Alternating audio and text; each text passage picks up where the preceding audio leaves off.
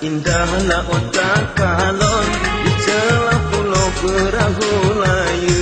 Lepas cat indah urang sembahyang, wajah cukup terang penongan cahaya. Dengan kisah sembahyang limang, asal telepon Nabi sembahyang subuh Nabi Adam alaihi salam, Nabi yang awal. Lepas indah laut takalon di celah pulau perahu layu. Lepas indah urang sembahyang, wajah cukup terang penongan cahaya. Dengan kisah sembahyang limang, asal telepon Nabi sembahyang subuh Nabi Adam alaihi salam, Nabi yang awal.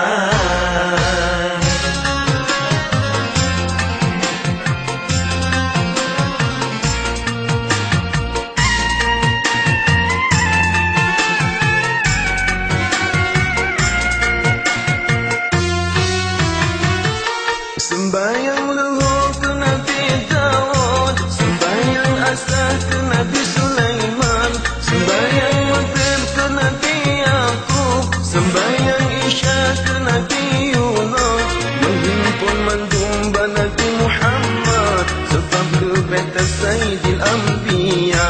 Nabi jajalan khidmat Tuhan, diserikan suruh Rabbana. Lepas indah laut takalon di celah pulau perahu layu. Lepas indah urang sembahyang, wajah cukup terang penongan cahaya. Dengan kisah sembahyang limang, asal telepon Nabi sembahyang subuh Nabi Adam alaihi salam, Nabi yang awal.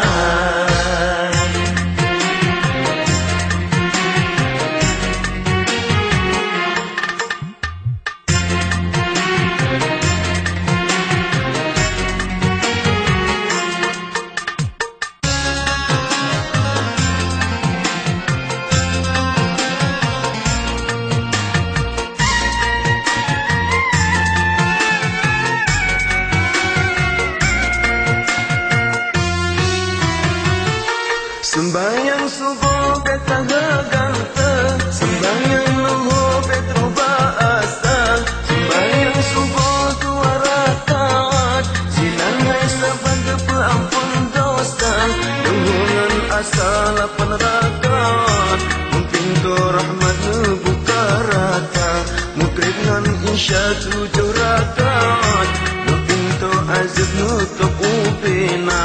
Lepas indah takalon di celah pulau perahu layu. Tempat indah urang sembahyang, wajah cukup terang penongan cahaya. Dengan kisah sembahyang limang, asal telepon Nabi sembahyang subuh